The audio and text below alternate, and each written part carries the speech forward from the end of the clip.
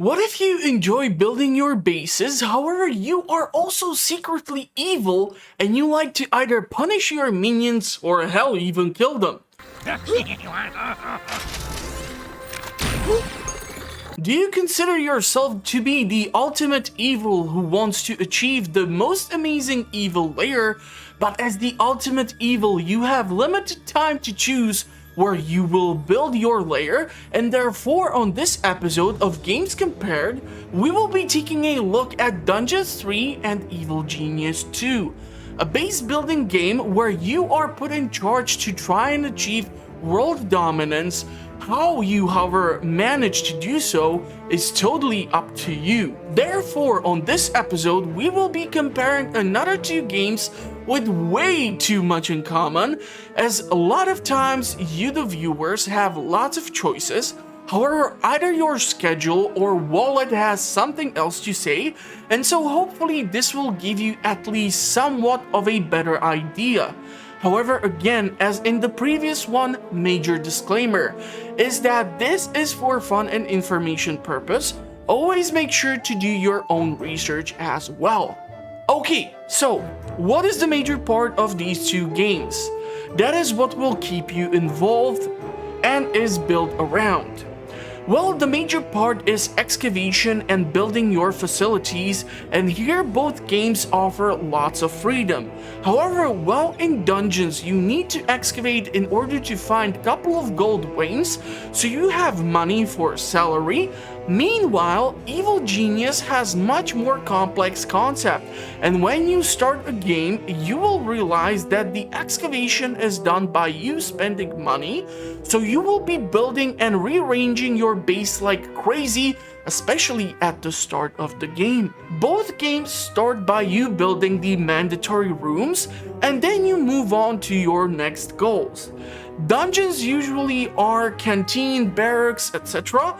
While in Evil Genius 2 you start by building power plant, broadcasting station, and a prison because you are locked out of the world. And yes, both games have two locations in which gameplay takes place. First one is your dungeon or evil lair, and the second one is the world that is beyond the lair itself. In both games, you will have to pay close attention to the outside world, as that is the place where both the riches but also danger lies. In dungeons, if you do not go out, you will have the money and you can build units until certain population limit, but if you do not go out, you cannot obtain necessary evil points to get research done, and in Evil Genius, you are forced to keep going outside in order to actually get money so you can continue to expand the base. However, doing this also attracts the attention of your enemies, and if you let them roam around your base, you can lose, as in dungeons you protect the heart of the dungeon, while in Evil Genius, if your evil mastermind dies, it's a game over. So I think you are getting the point as to why I think these games have way too much in common, right? The thing to keep in mind, however, is that these games do have a learning curve. The way I went around learning these games is trying out the tutorials, and I have to say here, Dungeons just decimates Evil Genius in every possible way imaginable. It is precise, it explains the rules and gives you the necessary tools in order to succeed, while Evil Genius goes in it by telling you to build a vault as one of the first rooms ever, which is the worst thing you can do as you have limited starting budget, and this is the most expensive room to build and maintain.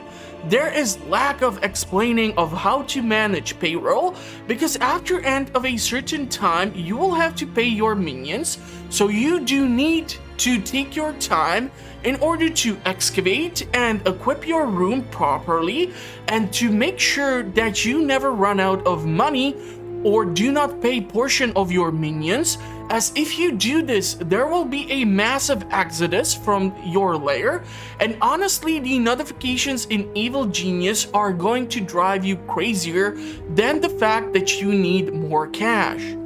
But is this good enough? Playing into various playgrounds, your lair, and the open world. Well, usually these games are accompanied by a story, and I know what you think. But Max, you cannot just tell us about Dungeons 3 as we got zero idea what happened previously. Same goes for the other title, right? Hell no. You do not need any previous information as you can enjoy the story on its own. However, Evil Genius really lacks in the story delivery as it is always the same. You are an evil genius who accumulates funds and bunch of followers whom you took to a secluded island in order to start your evil doings. This is always accompanied by short animations giving you more detailed explanations as to what the future goal should be. Dungeons, on the other hand, tells a much more entertaining story where the ultimate evil has already conquered a known land, and so now you look towards new lands, and the best thing about this is the way this is done. One wonderful day, the evil genius evil joyfully burst from its super secret laboratory. It finally had a new goal. An unknown continent, as often found in sequels, lay to the east, sheltered from the wicked evil by naught but a puny little ocean. It immediately had a fleet built. This was so powerful that it covered the horizon from north to south and was manned by the best and most powerful creatures at the devious evil's command. The fleet set sail for the crossing to this new continent, left the harbor, and sank. Yet that mattered naught to the couldn't give a hoot about its minions' evil. It instructed its goblins and little snots to design an even more powerful fleet. These new ships were gigantic. Loaded with devious evil's second-best creatures, the fleet set out. And that sank as well. The delivery and the humor in this game is so funny and has so many references that the narrator of the game, yes, Dungeons 3 has an actual narrator who is so meta that he does not only break the fourth wall, it feels like he, along with your heroes and your units, will break the fifth, the sixth, and the seventh wall, and you cannot stop laughing, and so then suddenly you realize enemy has entered your base and you need to stop laughing and concentrate. It almost feels like if Ryan Reynolds put this story together. So for me, honestly, the humor and delivery is amazing. The narrator is going to keep you entertained throughout the entire game, and when you even control a hero on the map who starts to talk smack about the narrator, he gets upset, summoning enemy units on the map, and until you are almost defeated and your hero apologizes, that is only the time when the narrator accepts the apologies and kills the newly summoned enemies. And even more undead marched against the human defenses in the glamorous evil's name. They didn't stand a chance. But suddenly, and this had nothing to do with the protagonist's previous insults, evil bears once again appeared to attack Talia. Hey, it's all right, okay? You can keep your job. I'm sorry. Almost miraculously, a bolt of lightning hit the bears and killed them on the spot. Amazing. But of course, it all made sense within the greater framework of this story. Honestly, if you choose either one or another, you will be looking at entertainment if you enjoy games like these. However, I have to warn you and mention certain stuff you will have to be on a lookout for. Let's do this alphabetically, so let's start off with Dungeons 3. Number 1. The game is extremely scripted, especially in the campaign, so the replay value is not the best if you try to play the game again after completing it. However, this is a proper RTS. Think of games like Warcraft 3, and no, I do not mean that reforged crap. I mean the good old classics like Reign of Chaos or Frozen Throne. So this offers you also skirmish scenarios and even multiplayer, and I was even shocked to see that people are actually in the lobby trying to set up games. Just but keep in mind that it will affect when and how many people are trying to set up game based on what time you log into the game itself. Number 2. Due to the fact that they are managing underground base and what is happening at the surface, the pace can at times be slow and repetitive, as you will need to retreat from the surface, come back to protect the dungeon heart, and then heal up and then go back up again. Number 3. The references are sometimes too much for you to catch, as they are being thrown around as, again, the game narrator is so meta. He even says that in the previous game they referenced Lord of the Rings so much, Tolkien himself was turning around in his grave. Generously, the foolish Dwarf King Grimly revealed the safety mechanisms to the listening and taking notes evil. Before the second Death Hammer could be turned off, a team would have to land on Endor. I mean, the eager for a Star War evil had to destroy the magic shield. And then there is Evil Genius 2. Man, where do I start? Okay, we already mentioned this. So number 1, no proper tutorial, and so you will have to play and learn what and how the hell to do things, as it can be difficult to understand when to excavate, how much, how many things are needed, how to not trigger enemy super agents to come over to your base, and what to do if they decide to finally show up. Number 2. The pacing of the game honestly is also slow, but because this is not a proper RTS, you do not have to micromanage your units on the ground. You just send them off to a specific region and that's it. Once they arrive, you have to wait for 45 minutes or even hour and a half for them to gather the money.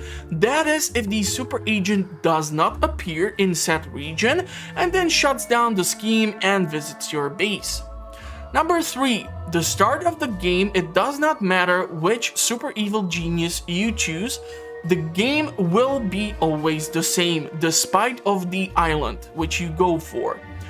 You will need to excavate, build a power plant, broadcast station, and a prison, hopefully without going bankrupt, then start to get more minion classes, followed by animations where the evil genius is, well, if you know Austin Powers movies, Dr. Evil was always a great part of them. From his jokes to his lack of education about the inflation and how much money to ask for while trying to blackmail some world council. Oh hell, let's just do what we always do. Hijack some nuclear weapons and hold the world hostage. Good. We get the warhead and we hold the world ransom for $1 million.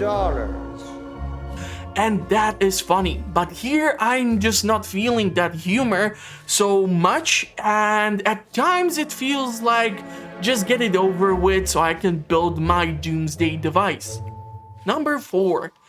Later game struggles. Okay, so here I have to explain a bit in case you never played the game before or have not seen it covered on my channel, which you should feel ashamed for, and you should definitely make sure to go check it out.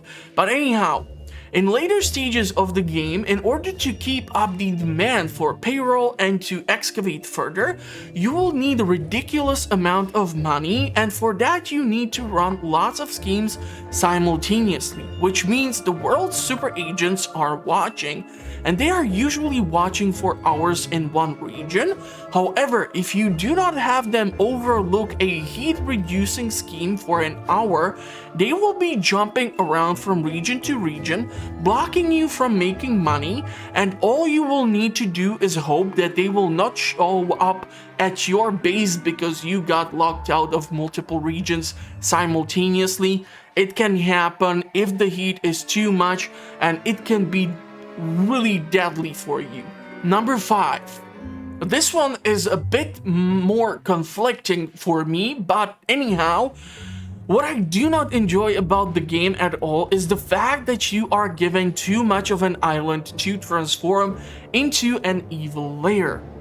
I know this sounds pretty damn idiotic coming from a guy who cannot stop rearranging his furniture and expanding his facilities but god damn it, if you give me 4 floors on one of the 3 currently available islands, and do not worry, Rebellion with some sort of DLC will try to add in more eventually, and plus you get a basement level floor, but you cap the minion count at 300, you will never see a crazy busy anthill sort of evil lair.